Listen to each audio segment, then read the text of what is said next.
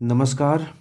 आज हम कक्षा 12 की एनसीईआरटी मानव भूगोल के मूल सिद्धांत जो आपकी किताब है उसका अध्याय 6 द्वितीयक क्रियाएं इसको आज पढ़ना प्रारंभ करेंगे।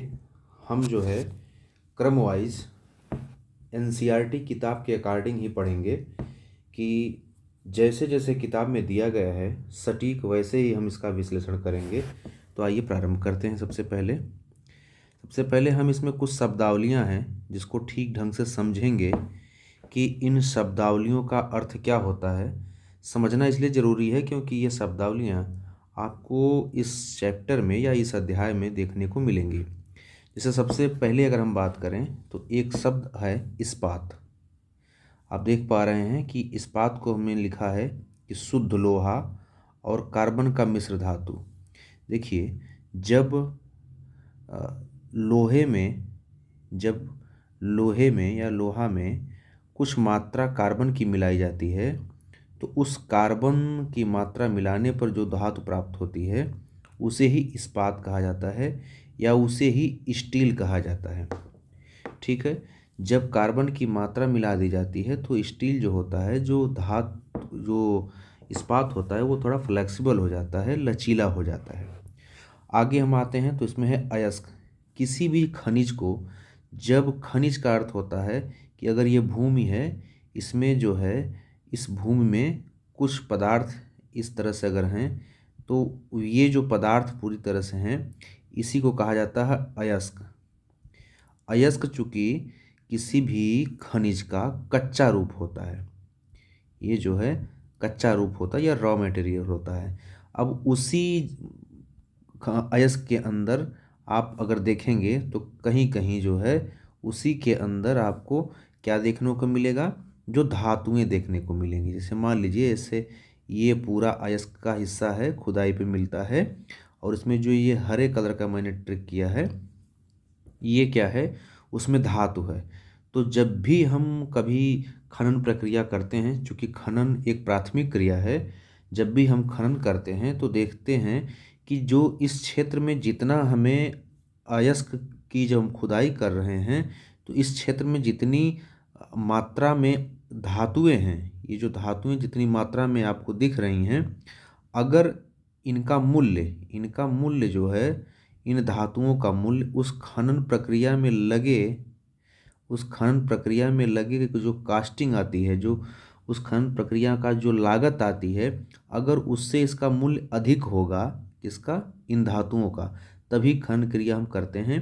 क्योंकि ये एक ऐसी आर्थिक आर्थिक क्रिया है जो हमारे उद्योग को बहुत ही फलीभूत करती है। ठीक है, तो ये हो गया अयस्क। अयस्क हमने जान लिया कि बेसिकली अयस्क जो होता है वो इसी धातुओं का, ये जो धातु आप देख रहे हैं इन्हीं धातुओं का कच्चा रूप ही होता है अयस्क। ठीक है, उसे शोधित किया जाता है। क्या किया जाता है, उसका शोधन किया जाता है और प्रोसेसिंग के माध्यम से उसको जो है निकाला जाता है ना। अब देखिए धातु क्या है। धातु तो आप लोग अगर साइंस पढ़े हैं थोड़ा बहुत तो जानते ही होंगे कि वह तत्व जो विद्युत और ऊष्मा का अच्छा चालक होता है उसे ही धातु कहते हैं। अब देखिए जो अयस्क से धातु कैसे बनती है, तो स्वाभाविक सी बात है कि अयस्कों का प्रसंस्करण किया जाता है, प्रोसेसिंग होती है, प्रोसेसिंग के माध्यम से उसमें से शुद्ध धातु जो होती है उसे क्या किया जाता है, निकाला जाता है। जो उसमें शुद्ध धातु होती है उसमें से उसको निकाल लिया जाता है। किसको, धातु को। किससे, अयस्क से। ठीक है, इसमें से जो, अगर ये पूरा अयस्क है तो उसमें से जो धातुएं हैं ये सब, इसको हम क्या करते हैं, बाहर कर लेते हैं। तो यही होता है क्या, धातु।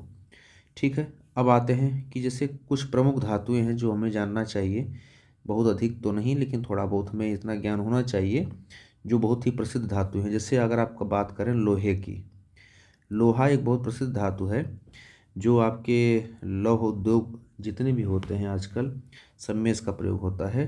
तो ये किस जो है अयस्क से मिलता है, तो ये जो मिलता है हेमेटाइट और मैग्नेटाइट से। अगर ऐसे अयस्क को शोधित किया जाए तो उससे लोहे का उत्पादन किया जाता है। अगला है एल्युमिनियम। इसका जो अयस्क होता है वो बॉक्साइड होता है। तांबा चाल्कोपाइराइट होता है इसका अयस्क। सीसा गैलेना होता है। जस्ता जिंक ब्लेंड होता है, जिंक ब्लेंड। ठीक है, तो हमने समझा अभी तक कि इस्पात, अयस्क, धातु और और अयस्क में क्या अंतर है और किस तरह से धातुओं को अयस्क से अलग किया जाता है। चलिए अब अगले पेज पे चलते हैं हम। अब इसमें देखेंगे आप कि अगले पेज पर अगर हम बढ़ेंगे तो इसमें देखेंगे द्वितीयक जो क्रियाएं होती हैं इसकी परिभाषा हमको दी गई है कहीं न कहीं। ठीक है, तो हमने लिखा है स्पष्ट इसमें कि क्या चीज़ है, द्वितीयक क्रियाएं वे गतिविधियां हैं जिसमें कच्चे माल को रूपांतरित करके उपयोगी बनाया जाता है। ठीक है, जैसे अगर हम कच्चे माल की बात करें तो चाहे वो कच्चा माल कोई हो, अगर हम छोटे से छोटे प्लास्टिक के खिलौने बना रहे हैं तो वो हमको क्या हो रहा है, कच्चे माल से हम क्या कर रहे हैं, वो खिलौने का निर्माण किया जा रहा है। हालांकि ये विनिर्माण में भी आगे पढ़ाएंगे। अगर यहाँ एकदम बेसिक सा उदाहरण लें अगर हम, तो कच्चे माल की जगह आप कह सकते हैं कि जैसे एक तरह से आम है, उससे, ये तो प्राकृतिक उत्पाद है, उससे क्या बना रहे हैं हम, आम का अचार बना दे रहे हैं। ठीक है, ये भी क्या हो जा रहा है, एक तरह से हम रूप परिवर्तन कर रहे हैं कच्चे माल का और उसे अपने उपयोग के रूप में बना रहे हैं। लकड़ियां हैं, लकड़ियों से हम तमाम तरह के जो है क्या फर्नीचर बना देते हैं। ठीक है, तमाम तरह के फर्नीचर बना देते हैं। तो इस तरह की प्रक्रियाएं हमें, इस तरह की गतिविधियां जो होती हैं वही कही जाती हैं क्या, कि रूपांतरित करके उपयोगी वाली वस्तुएं बना दी जाती है। ठीक है, जैसे ऐसे तो लकड़ी अगर पड़ी है, लकड़ी के बोटे पड़े हैं तो कोई उपयोग में नहीं, लेकिन अगर फर्नीचर बन गया, कुर्सी मेज वगैरह बन गया तो उपयोग में आते हैं। इसी तरह हमने इसमें एक पॉइंट और जोड़ा है कि इन क्रियाओं में प्राकृतिक संसाधनों का मूल्य संवर्धन होता है, मूल्यवर्धन होता है। मूल्य संवर्धन लिखेंगे तो ज़्यादा ठीक है, कि मतलब मूल्य की में वृद्धि हो जाती है। स्वाभाविक सी बात है, मैंने जैसे यहाँ पे उदाहरण दिया कि आप कोई भी चीज़, जैसे एक प्राकृतिक प्राथमिक जो क्रिया होती है उसमें एक खनन आता है। खनन भी एक प्राथमिक क्रिया है। प्राथमिक क्रिया जब आप पढ़ेंगे तो उसमें आपको खनन मिलेगा। खनन से हमें कच्चे माल के रूप में अयस्क मिलता है। ठीक है, अयस्क जो होता है अगर हम उससे मार्केट में बेचना चाहें तो उसका उतना मूल्य नहीं मिलेगा जितना कि अयस्क के शोधन के उपरांत जो धातु होती है उन धातुओं का मूल्य होता है। तो यही कह रहा है कि इन क्रियाओं द्वारा प्राकृतिक संसाधनों का मूल्य संवर्धन कर दिया जाता है, यानी मूल्य में वृद्धि कर दी जाती है। ठीक है, जैसे अभी आप समझ सकते हैं छोटे उदाहरण के रूप में कि आप खेती किए गेहूं का, और गेहूं की जो फसल हुई, अगर आप डायरेक्ट गेहूं को मार्केट में सेल करेंगे तो हो सकता है कि आपको 24 से 25 या 30 रुपए के अंदर ये चीज़ बिके। लेकिन अगर उसी गेहूं से अगर आप जो ब्रेड बनता है, टोस्ट बनते हैं, अगर ये सब बनाकर बेचते हैं तो एक एक पैकेट, मतलब ये मान लिया जाए कि 1 केजी क्या, वो 200 ग्राम का भी अगर रहेगा तब भी कम से कम 30 से तो ऊपर ही होगा। ये 40 रुपये या 50 रुपये से कम का ये पैकेट नहीं होगा। तो यहाँ पर यही हो रहा है कि प्राकृतिक संसाधनों का हम क्या कर दे रहे हैं, मूल्य संवर्धन कर दे रहे हैं। फिर देखिए आगे क्या दिया हुआ है इसमें। आगे दिया हुआ है कि द्वितीयक क्रियाएं प्रसंस्करण, निर्माण और विनिर्माण उद्योग से संबंधित होती हैं। स्वाभाविक सी बात है कि जो जो भी द्वितीयक प्रक्रियाएं होंगी वो प्राथमिक उत्पाद को ही क्या होगा, उसका प्रसंस्करण होगा, उसका प्रोसेसिंग की जाएगी, निर्माण किया जाएगा, है ना, विनिर्माण किया जाएगा, इससे संबंधित होता है, इस उद्योग से संबंधित होती हैं द्वितीय क्रियाएं। उदाहरण के तौर पे देखिए मैंने लिखा भी नीचे है कि लौह अयस्क से इस्पात बनाना। ठीक है, जब हम खुदाई करते हैं, खनन प्रक्रिया, यही मैंने बताया था, जब खनन प्रक्रिया हम करते हैं तो जो खनन प्रक्रिया से जो इस हमको लौह अयस्क मिलता है, ठीक है, जो लौह अयस्क मिलता है, अभी आपने पढ़ा पीछे कि जो लौह अयस्क हमें हेमेटाइट के रूप में मिलता है, एक मिनट, हेमेटाइट के रूप में मिलता है या फिर मैग्नेटाइट के रूप में मिलता है ना, तो ये जो हमें लौह अयस्क मिलता है, इसी से हम जो इस्पात बनाते हैं, इस्पात याद होगा, मैंने इस्पात आपको पिछली स्लाइड में बताया था कि इस्पात में कुछ मात्रा जो है कार्बन की मिला दी जाती है, ताकि जो वो धातु होती है इस्पात वो थोड़ी फ्लेक्सिबल हो जाए, लचीली हो जाए। ठीक है, तो ये जो प्रक्रिया हो रही है ये सब क्या है? ये सब द्वितीयक क्रिया ही तो है। ये सब क्या है? ये सब जो है द्वितीयक क्रिया ही है।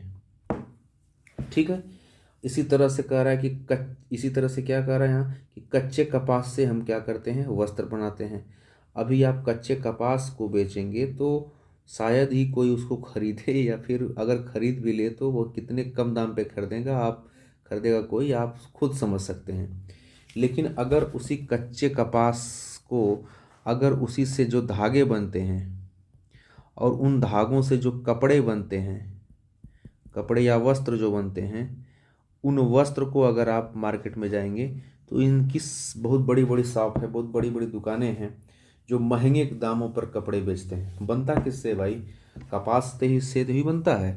तो ये किसकी देन है? ये द्वितीय क्रिया की ही तो देन है कि जो चीज़ इतने सस्ती थी और आज वही कितनी महंगी बिकने लगी। ठीक है, तो हम कुल मिलाकर के इन चारों पॉइंट से समझ चुके हैं कि द्वितीयक क्रिया की परिभाषाएं क्या हो सकती हैं। ठीक है, अब आगे अगली स्लाइड में देख। तो इसमें भी देखते हैं हम कि इसमें भी हमने वही लिखा है कि विनिर्माण की परिभाषा, आप चाहें तो यहाँ पर उसकी विशेषता भी लिख सकते हैं, है ना? आप चाहें तो यहाँ विशेषता के रूप में से जोड़ सकते हैं। क्या मैंने लिखा है कि विनिर्माण वह प्रक्रिया है जिसमें कच्चे माल को बदलकर मूल्यवान वस्तुएं बनाई जाती हैं। वही चीज़ें कि कपास से मैंने बना दिया कपड़ा, ठीक है, और जो है खनन से इस्पात उद्योग वगैरह का कार्य हो गया। ठीक है।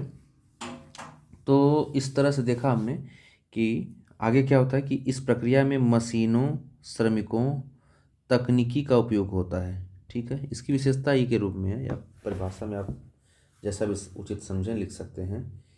स्वाभाविक सी बात है कि जो विनिर्माण का कार्य होता है आजकल ज़्यादातर मशीनों और श्रमिकों और तकनीकी उपयोग के रूप में होता है।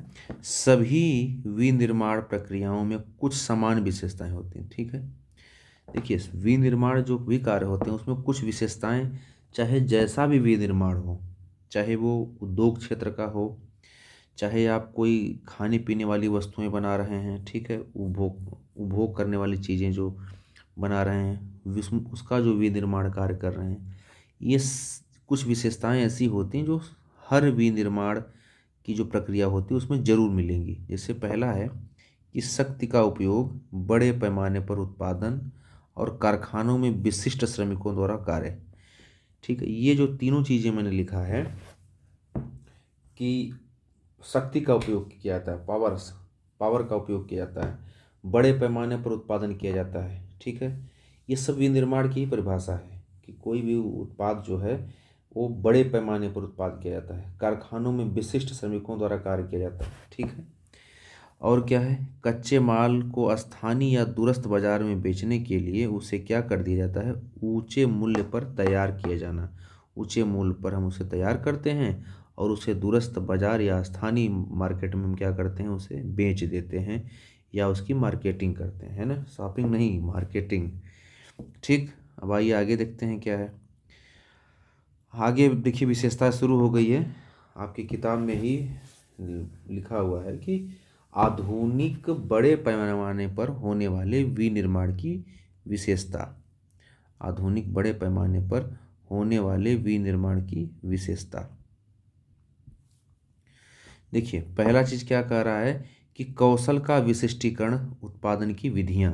ठीक है, अब कौशल के विशिष्टीकरण के द्वारा उत्पादन की विधियां क्या है? कौशल का विशिष्टीकरण में जानते हैं आप क्या इसका मतलब हुआ? उसमें दो बातें हैं, एक तो है कौशल का विशिष्टीकरण, दूसरी चीज कह रहा है कि उत्पादन की विधियां। ठीक है, कौशल का विशिष्टीकरण का मतलब हो गया कि कोई एक व्यक्ति है, उसको किसी एक क्षेत्र में महारत हासिल है, वो एक क्षेत्र का स्पेशल है ना? जैसे एक होते हैं डॉक्टर, आप जाते होंगे तो वो सभी रोगों का उपचार कर देते हैं, एक होते हैं स्पेशल, कोई नाक का है, कोई कान का है, कोई गले का है, वो उसमें स्पेशलाइजेशन है उसका कि भैया वो उसी चीज़ का डॉक्टर है। तो उसी तरह जो उसमें श्रमिक काम करते हैं, उनके जो कौशल होते हैं, उनके जो स्किल्ड होती हैं, वो स्पेशल होती हैं उसी क्षेत्र के लिए। ठीक है। तो ये किसकी बात मैं कर रहा हूँ? आधुनिक बड़े पैमाने के जो उद्योग हैं, किसके? बड़े पैमाने पर जो उद्योग हैं उनके लिए मैं बात कर रहा हूँ। ठीक है। अब इसमें देखिए क्या क्या है। पहली पॉइंट है कि प्रत्येक कारीगर द्वारा निरंतर एक ही प्रकार का कार्य किया जाता है। स्वाभाविक सी बात है कि इसमें जो बड़े पैमाने के उद्योग होते हैं उसमें जो वेल ट्रेंड, जो उसमें श्रमिक होते हैं, लेबर होते हैं, वह एक ही प्रकार का काम निरंतर करते रहते हैं, जिससे उनकी प्योरिटी आती है, उनके कार्य की जो क्षमता होती है वो भी बढ़ती है ना। उसकी जो है क्वांटिटी और क्वालिटी में, दोनों में उनका जो सुधार होता है, क्योंकि एक ही काम को निरंतर कई बार कर रहे हैं तो उनकी क्वालिटी भी अच्छी होगी और कर वो ज़्यादा मात्रा में वो कार्य को कर भी पाएंगे। ध्यान रखना है कि ये आधुनिक बड़े पैमाने पर होने वाले निर्माण की विशेषता हम पढ़ रहे हैं। अधिक लागत से उत्पाद तैयार करना। जब स्वाभाविक सी बात है, जब बड़े पैमाने पर उद्योग हो रहा है, आधुनिक उद्योग हो रहा है बड़े पैमाने पर विनिर्माण का, तो वहाँ पर लागत ज़्यादा लगेगी। शिल्प तरीके से कारखानों में थोड़ा ही सामान उत्पादित करना। ठीक है। जो भी सामान होगा वो उत्पादन जो है शिल्प तरीके से क्या होगा, थोड़े ही मात्रा में उत्पादित किया जाएगा। ठीक है। ये बड़े पैमानों पर हो गया, अभी भी इसमें चल रहा है। इसकी दूसरी विशेषता है यंत्रीकरण। यंत्रीकरण का मतलब ही सीधा सीधा है कि किसी भी प्रक्रिया में पूरी तरह से मानव एकदम फ्री हो जाए और मशीनों से सारा कार्य हो। उसमें मानव की जो सोच है, मानव का जो विचार है, वो तत्समय तो कार्य न करे। कमांड दे दिया गया, वो काम चल रहा है, आपको बार बार उस समय उस टाइम आपको दिमाग नहीं लगाना। जैसे लिखा है कि यंत्रीकरण से तात्पर्य किसी कार्य को पूर्ण करने के लिए मशीनों का प्रयोग, किसका प्रयोग? मशीनों का प्रयोग करना स्वचालित यंत्रीकरण को विकसित अवस्था है करना। ये यहाँ से आप पूर्ण विराम लगा सकते हैं। लिखते समय ध्यान रखेंगे कि यहाँ लिखेंगे आपकी यंत्रीकरण से तात्पर्य किसी कार्य को पूर्ण करने के लिए मशीनों का प्रयोग करना, पूर्ण विराम। और दूसरा आप लिख सकते हैं कि स्वचालित यंत्रीकरण की विकसित अवस्था है। जो स्वचालित जो यंत्रीकरण है, मतलब जो ऑटोमेटिक जो कार्य होता है, वो एक तरह से यंत्रीकरण की कौन सी अवस्था पहुंच गई है? तो वो अवस्था जो है क्या है? विकसित अवस्था है, स्वचालित वाली। कौन सी वाली? स्वचालित वाली, है ना। स्वचालित प्रक्रिया में मानव की सोच को सम्मिलित किए बिना, यानी मानव की जो सोच है, मानव की जो बुद्धि है, उसमें मशीनों को में हम इसका प्रयोग नहीं करते हैं। मशीनें खुद एक बार कमांड दे देने पर, एक बार आदेशित कर देने पर वो कार्य संपादित कर देती हैं और रिजल्ट मिल जाता है हमें, तो उसे ही कहते हैं यंत्रीकरण। ये सारी विशेषताएं किसकी हैं? आधुनिक बड़े पैमाने पर होने वाले उद्योग की हैं। दूसरी विशेषता देखिए है प्रौद्योगिकी नवाचार। प्रौद्योगिकी नवाचार से क्या मतलब है? प्रौद्योगिकी मतलब टेक्नोलॉजी, नवाचार का मतलब हो गया इनोवेशन, अलग अलग तरीके से। तो इसमें पहली पॉइंट है कि निर्माण की गुणवत्ता को नियंत्रित करना। ठीक है। क्या चीज़ कह रहा है? कि निर्माण की जो गुणवत्ता है उस पर ये नियंत्रण स्थापित कर रहा है प्रौद्योगिकी नवाचार। दूसरी बात इसमें क्या कही जा रही है?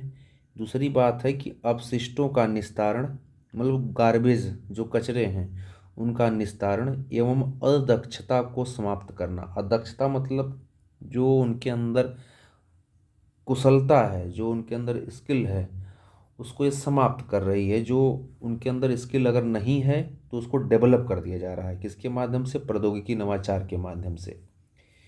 प्रदूषण के विरुद्ध संघर्ष करना।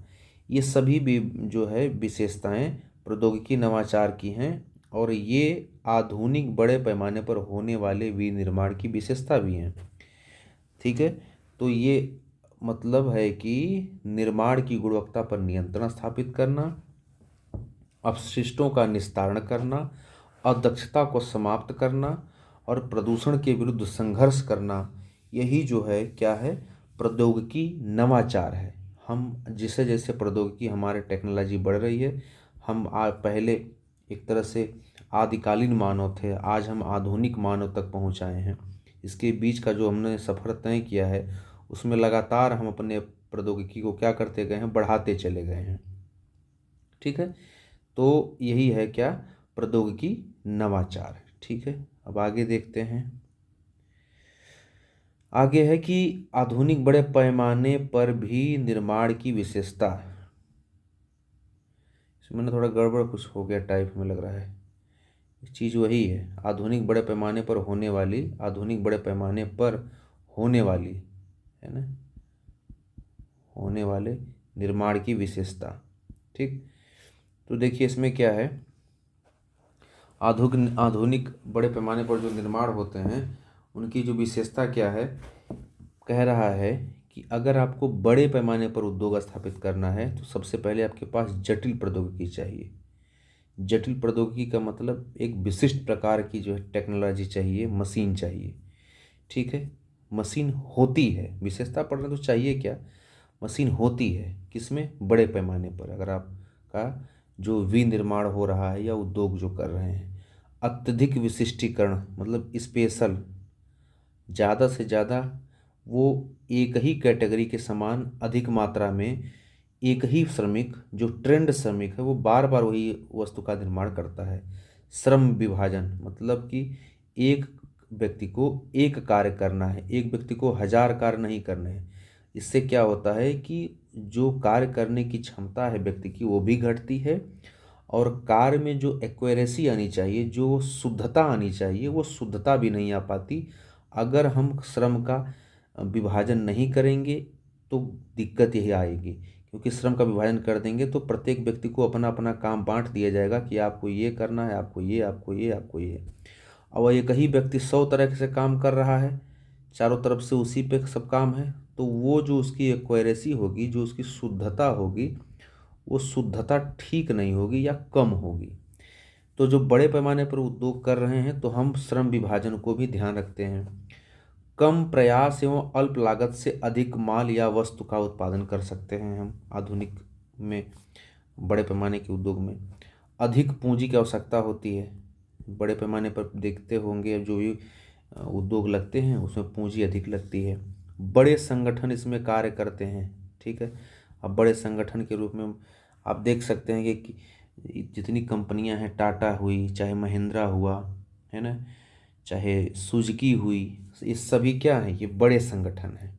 इनकी विशेषता है, इनकी जो संगठन है, ये जो इनके संगठन हैं वो केवल एक शहरों में ही सीमित नहीं है, वो भारत ही नहीं पूरे विश्व के सभी शहरों में हैं और एक दूसरे से को रिलेटेड हैं, जुड़े हुए हैं वो सब। ठीक है, तो इनका संगठन क्या है, बड़ा है। ध्यान में आपको रखना है कि हम पढ़ रहे हैं आधुनिक बड़े पैमाने पर निर्माण की विशेषता। ठीक है, प्रशासकीय अधिकारी वर्ग, नौकरशाही वर्ग। इसमें स्वाभाविक सी बात है, जब भी कोई उद्योग, जब भी कोई संस्था चलाई जाती है तो वहाँ पर जो नौकरशाही वर्ग होता है, वहाँ पर जो नौकरशाही वर्ग होता है वही तो उसको कार्य को संचालित करता है ग्राउंड पर। उसके ग्राउंड पर कौन है, ग्राउंड पर नौकरशाही वर्ग है। नौकरशाही वर्ग ही तो क्या करता है, कार्य का संपादन करता है। तो प्रशासकीय अधिकारी वर्ग भी इसमें आपको देखने को मिलेंगे। ये चीज़ छोटे उद्योगों में देखने को नहीं मिलेगी, वहाँ पर खुद ही लोग अपना कार्य करते मिलेंगे आपको। लेकिन यहाँ बड़े बड़े उद्योगों में आप देखेंगे कि भैया वहाँ पर कोई मैनेजर बन के बैठा हुआ है, तो कोई जो है सुपरवाइजर बना हुआ है, सबके अलग अलग पद मिले हुए हैं, तो वो प्रशासकीय अधिकारी वर्ग हैं। ठीक है, कोई उनसे ऊपर, कोई उनसे ऊपर है, तो यही है नौकरशाही वर्ग। क्योंकि ये बड़े उद्योग पे पैमाने पर जो उद्योग होते हैं उसमें ये विशेषता मिलती हैं। तो इसमें आपने 5 विशेषताएं यहाँ भी देख लिया। अब आगे चलते हैं क्या है। अब देखिए यहाँ है, अब इसमें देखिए अनियमित भौगोलिक वितरण, एक हेडिंग आपके एनसीईआरटी में है, अनियमित भौगोलिक वितरण। देखिए इसमें क्या है कि अगर आप पूरे भौगोलिक वितरण पर जो भी उद्योग या जो भी क्रियाकलाप संपादित हो रहे हैं, अगर उसको अगर आप अध्ययन करेंगे तो पाएंगे कि विश्व के कुल स्थलीय भाग का, जितना विश्व का स्थलीय भाग है, 10% से कम भूभाग पर ही इसका विस्तार है। किसका? आधुनिक बड़े पैमाने पर जो विनिर्माण कार्य चल रहा है, जो आधुनिक बड़े पैमाने पर जो विनिर्माण कार्य है, वे पूरे विश्व का केवल 10% भी वो ठीक से नहीं कवर किया हुआ है। लेकिन इतने कम होने के बावजूद भी जहाँ भी ये है वो आर्थिक और राजनीतिक शक्ति का गढ़ बन गया है, केंद्र बन गया है। ठीक है। और कृषि की अपेक्षा यह बहुत छोटे क्षेत्र पर होता है। कितने क्षेत्र पर? बहुत ही छोटे क्षेत्र पर संकेंद्रित होता है।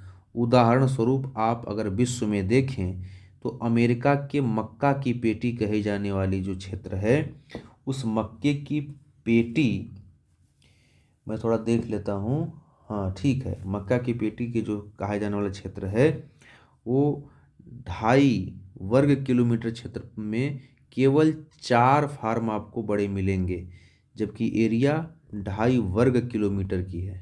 ठीक है, ये चारों दिशाएं में ये 2.5 वर्ग किलोमीटर में केवल आपको देखने को 4 ही बड़े फार्म देखने को मिलते हैं। लेकिन बात यह है कि जितने लोग इस पूरे फार्म में नहीं लगे हैं, उससे कई गुना ज़्यादा इन केवल 4 फार्मों में लगे हैं। जितने, इसका मतलब हो गया कि कृषि में अगर कहीं 10-20 लोगों का रोजगार मिल रहा है और उससे कहीं उनके 50-100 लोगों का भरण पोषण अगर हो पा रहा है, तो वहीं जो आधुनिक बड़े पैमाने पर विनिर्माण कार्य जो होते हैं, वहाँ पर सीधा सीधा ये चीज़ देखने को मिलता है कि एक विनिर्माण कार्य अगर उद्योग स्थापित हुआ तो उससे हजारों लोगों को जो है क्या होता है, फायदा मिलता है, और हजारों लोगों को रोजगार मिल जाता है, और इससे कई गुना ज़्यादा तो लोगों का भरण पोषण उनके परिवार सहित उनके बाल बच्चों का होता रहता है। ठीक है, तो ये हो गए आधुनिक बड़े पैमाने पर होने वाले निर्माण में अनियमित भौगोलिक वितरण। अब हम आगे पढ़ेंगे कि औद्योगिक जो स्थिति है उसको प्रभावित करने वाले कारक कौन कौन से हैं। लेकिन वीडियो बहुत लंबी हो जाएगी, इसलिए हम अभी यहाँ पर इसको रोक रहे हैं, ब्रेक दे रहे हैं। अगली वीडियो में हम फिर यहाँ से पढ़ना प्रारंभ करेंगे। धन्यवाद।